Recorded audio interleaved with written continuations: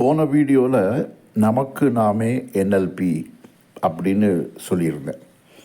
அதாவது என்எல்பி நீங்கள் எடுத்துக்கிட்டிங்கன்னா உங்களுடைய மன சிக்கல்களுக்கான தீர்வை நீங்களே சரி செய்து கொள்ள முடியும். வேற ஒரு சைக்காலஜிஸ்டோ சைக்காட்ரிஸ்டோ போகணும் அப்படிங்கிற அவசியம் ஏற்படாது. அதாவது தீராத மனநோய் இருக்குன்னா தான் நீங்கள் மெடிக்கல் அட்டென்ஷன் உங்களுக்கு தேவைப்படும். ஆனால் மனக்குறைகள், மன சிக்கல்கள், சங்கடங்கள் இருக்குதுன்னு சொன்னால் அதை நீங்களே சரி செஞ்சுக்க முடியும். அதுக்கு என்எல்பி சிறந்த வழிமுறை, பக்க விளைவு இல்லாத உடனடி தீர்வு தரக்கூடிய சிறந்த வழிமுறை அப்படின்னு நான் சொன்னேன். என்கிட்ட கவுன்சிலிங்க்கு வரவங்க கூட சொல்கிறது உண்டா, சார் நான் இந்த மாதிரி போனேன், அந்த ஒரு டாக்டரை பார்த்தேன், அதுக்கு அவங்க மருந்து எழுதி கொடுக்குறாங்க, அதை தினம் சாப்பிட்டு வரேன், ஆனால் என்ன ஆகுதுன்னா மருந்து சாப்பிட ஒரு மாதிரி சோர்வாகுது, தூக்கமாக வருது, அந்த பழைய மொபிலிட்டி இல்லை, அந்த சுறுசுறுப்பு இல்லை, ஒரு மாதிரி டல்லாகுது லைஃப், எனக்கு பிடிக்கல, அது எனக்கு இந்த மருந்து வேண்டாம், எனக்கு வேறு ஏதாவது வழி பண்ணுங்க அப்படின்னு சொல்கிறாங்க. இது யதார்த்தமான உணர்வு, எதிர்பார்ப்பு. நான் டாக்டர் கிடையாது, எனக்கு மருந்து தெரியாது, ஆகவே அதை பற்றி நான் சொல்ல விரும்பலை.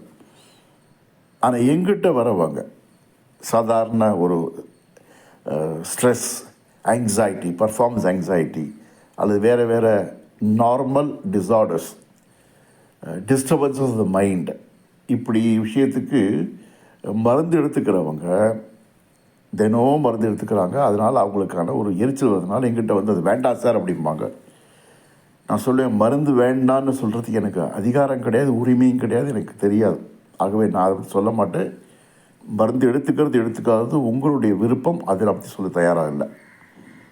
ஆனால் இந்த என்எல்பி படிக்கும் பொழுது, என்எல்பியினுடைய இந்த வழிமுறை தெரிஞ்சுக்கும் போது, இந்த சைக்கலாஜிக்கல் இன்டர்வென்ஷனை நீங்கள் புரிஞ்சுக்கும் போது, நீங்களே பயிற்சி செய்யும் பொழுது மெல்ல மெல்ல மருந்த நம்பி இல்லாத நிலைமைக்கு வருகிறது என்பதை என்னோடய அனுபவத்தை சொல்கிறேன் அப்படி அவங்கள்ட்ட சொல்லுவேன்.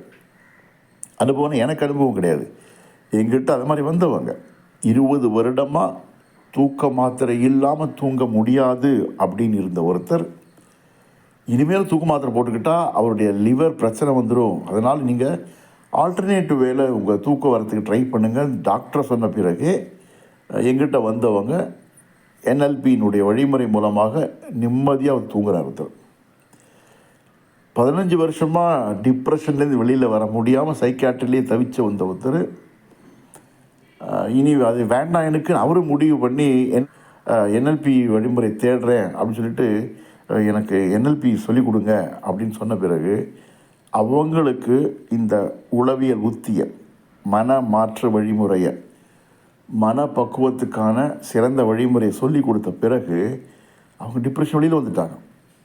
அந்த வகையில் என்எல்பி என்பது பாதுகாப்பானது அப்படிங்கிறத நான் பல பேருக்கு சொல்லி கொடுத்து அவங்க பயிற்சி செய்து அவங்க கொடுத்த ஃபீட்பேக் வச்சு தான் நான் சொல்கிறேன் உங்களுக்கு. இதில் இங்கே உங்கள் கவனத்துக்கு நான் கொண்டு வர்றது என்னன்னு சொன்னால், ட்ரெடிஷ்னல் கவுன்சிலிங்க்கும் என்எல்பிக்கும் உள்ள வித்தியாசத்தை இந்த வீடியோவில் சொல்ல விரும்புகிறேன்.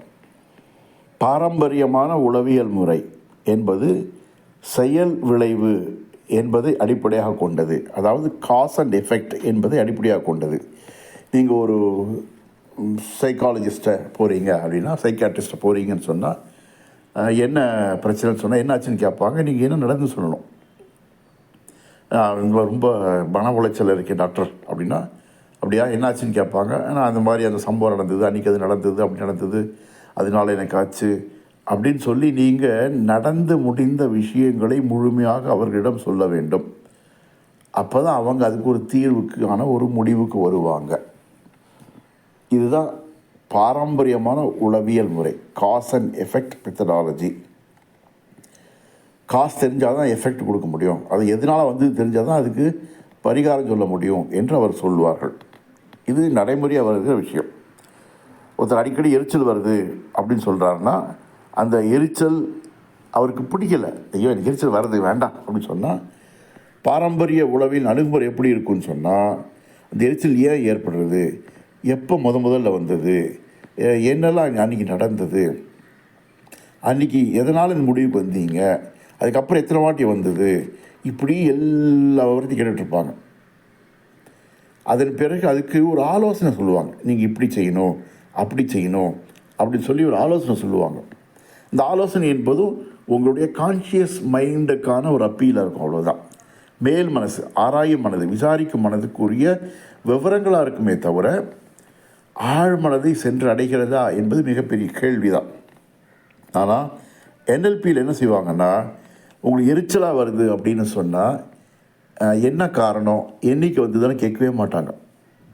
அட்லீஸ்ட் நான் கேட்க மாட்டேன். என்எல்பி கவுன்சிலிங்க்கு வரவங்கள்ட்ட நான் கேட்க மாட்டேன், அப்படியா என்றைக்கு ஃபஸ்ட்டு வந்தது, அன்றைக்கி என்ன நடந்தது, என்ன காரணம் நினைக்கிறீங்க அப்படின்லாம் கேட்கவே மாட்டேன். அப்போ என்ன செய்வேன்னு சொன்னால், எரிச்சலாக இருக்கா உங்களுக்கு, அப்போ என்ன வேணும்னு கேட்பேன். எரிச்சலாக டாக்டர், எனக்கு நிம்மதி வேணும் அப்படிம்பாங்க, அல்லது நம்பிக்கை வேணும்பாங்க. அவங்களுக்கு என்ன வேணுமோ அதை அவங்க தான் சொல்ல வைப்பேன், நான் சொல்ல மாட்டேன். எரிச்சலாக வருது அவங்களுக்கு, நீங்கள் ரிலாக்ஸாக ஃபீல் பண்ணணுமா அப்படி கேட்க மாட்டேன். அது தப்பு. அது கால்டு அப்படி நாமளே சொல்கிறதுங்கிறது imposing our map on them என்று என்எல்பி சொல்கிறது. நம்முடைய கணிப்பை அவர்கள் மேல் திணிப்பதாகும். அது செய்யக்கூடாது. என்எல்பி கவுன்சிலிங்கில் யார் கவுன்சிலிங்க்கு வர்றாங்களோ அவங்க தான் அவங்களுக்கு என்ன வேணுங்கிறத முடிவு எடுப்பாங்க.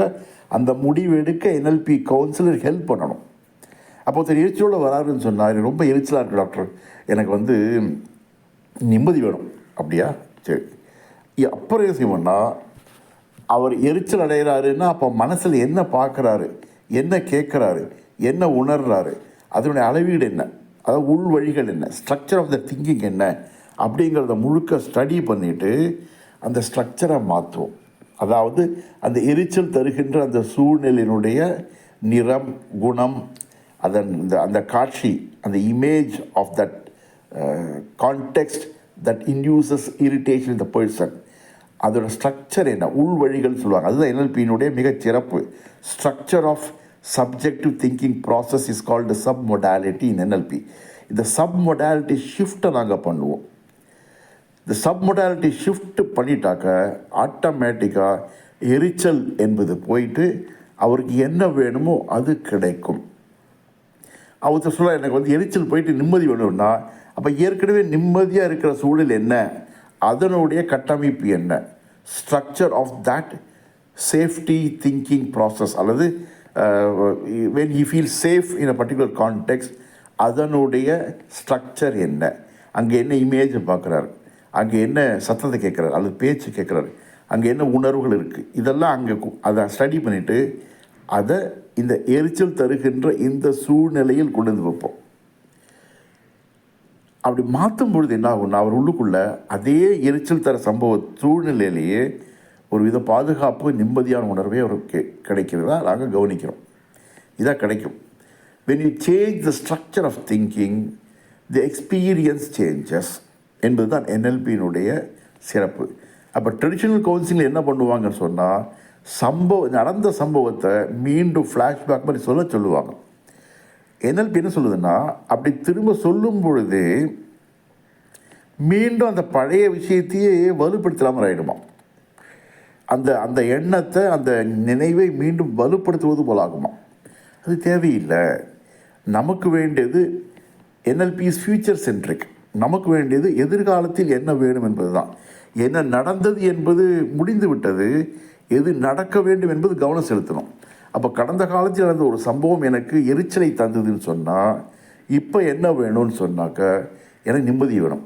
அந்த பழைய நினைப்பு தான் இப்போ மீண்டும் எரிச்சல் கொடுக்குது எனக்கு. அப்போது அந்த பழைய நினைப்பிலேருந்து நான் விலகி வரணும். விலகி வந்து விட்டால் எனக்கு எரிச்சல் போயிடும். அப்போ என்எல்பி விலகி வருவதற்கான அல்லது அந்த நினைவை துடைத்து எறிவதற்கான வழிமுறையை சொல்லிக் கொடுக்கும். அதன் மூலம் அந்த நபர் தனக்கு வேண்டிய தீர்வை பெறுகிறார். அப்போது ட்ரெடிஷ்னல் கவுன்சிலிங்கில் நடந்த சம்பவத்தை முழுவதுமாக விவரிக்க வேண்டும். ஸோ சாதாரண சம்பவம் பரவாயில்ல, அவரை பார்த்து எனக்கு கோபம் வந்தது, எரிச்சல் வந்தது, அங்கே போன ஒரு பயமாக இருக்குது என்பதெல்லாம் சராசரியாக எளிமையாக சொல்லக்கூடிய விஷயம். ஆனால் உறவுகளிலே சில அந்தரங்கமான சிக்கல்கள் வர வாய்ப்பு இருக்குது.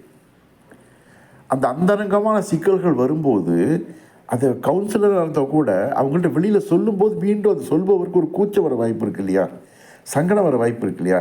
அப்போ நடந்த சம்பவத்தை அப்படியே சொல்லாமல் அவர் கொஞ்சம் மாற்றி சொல்ல வாய்ப்பு இருக்குது இல்லையா. அப்போது என்எல்பியை பொறுத்தவரையில் நடந்தது என்ன என்பதை அதனுடைய நட்டு போல்ட்டில் உட்காந்து கேட்குறது வழக்கமே கிடையாது. சரி, என்ன உங்களுக்கு வேண்டாம், எனக்கு பயமாக இருக்குது, என்ன வேணும், நிம்மதி வேணும், அவ்வளோதான். அப்போ பயத்தின் ஸ்ட்ரக்சரை ஸ்டடி பண்ணோம், நிம்மதியின் ஸ்ட்ரக்சரை ஸ்டடி பண்ணோம், பயத்தில் நிம்மதி கொண்டு போய் விட்டுரும், அவ்வளோதான். அப்போ ஆலோசனைக்கு வருகின்றவர், கவுன்சிலிங்க்கு வருகின்றவர் நடந்த சம்பவத்தினுடைய அந்த சங்கடங்களை முழுவதுமாக சொல்ல வேண்டியதில்லை. அப்போ சொல்லும்போது அவருக்கு ஒருவேளை ஒரு மாதிரி கூச்சமாக இருக்க வாய்ப்பு இருக்கு இல்லையா? அப்படிலாம் இல்லை. அப்போ கான்ஃபிடென்ஷியாலிட்டி என்பது பாதுகாக்கப்படுகிறது. அந்தரங்கமான விஷயங்கள் அடுத்தவருக்கு சொல்ல வேண்டிய அவசியம் இல்லை. அவர் என்னதான் சைக்கலாஜிக்கல் கவுன்சிலிங் ப்ரொஃபஷனலாக இருந்தால் கூட அடுத்த நபர் ஆகிவிடுகிறார். அப்போ அந்த அடுத்த நபருக்கு தன்னுடைய அந்தரங்க விஷயங்களை சொல்ல வேண்டிய கட்டாயம் இல்லை. NLP கவுன்சிலிங்கில் உங்களுடைய அந்தரங்கம் புனிதமானது, பாதுகாக்கப்படுகிறது. ஏன்னா நம்ம பார்க்குறோம் இல்லையா, சில இடங்களில் அவங்க தப்பு பண்ணுறதுக்காக மன்னிப்பு கேட்க போயிட்டு அங்கே அவர்கள் எக்ஸ்ப்ளாய்ட் செய்யப்பட்டார்கள் என்ற செய்தி நமக்கு வருகிறது. அதனால் உங்களுடைய பலவீனத்தை நீங்கள் NLP கவுன்சிலிங் வரும்போது சொல்ல வேண்டிய அவசியம் இல்லை. எது வேண்டாம் என்பதை சொல்லலாம், எது வேணுங்கிற சொல்லணும். வேண்டாம் என்பதிலிருந்து வேண்டும் என்பதற்கு அழைத்து செல்வது தான் NLP. அப்போது உங்களுக்கு மன உளைச்சலோ மன சிக்கல்களோ எது இருந்தாலும் NLP கவுன்சிலிங்க்கு வாங்க. உங்களுடைய அந்தரங்கம் பாதுகாக்கப்படும், உங்களுடைய கௌரவம் பாதுகாக்கப்படும்.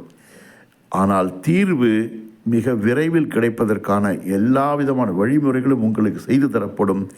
நீங்கள் மீண்டும் மகிழ்ச்சியாக வாழ முடியும். நீங்களே உங்களுக்கு ராஜாவாக இருக்க முடியும். வாழ்க வளத்துடன். சப்ஸ்கிரைப் பண்ணுங்கள், லைக் பண்ணுங்கள், ஷேர் பண்ணுங்கள், கமெண்ட்ஸ் பண்ணுங்கள்.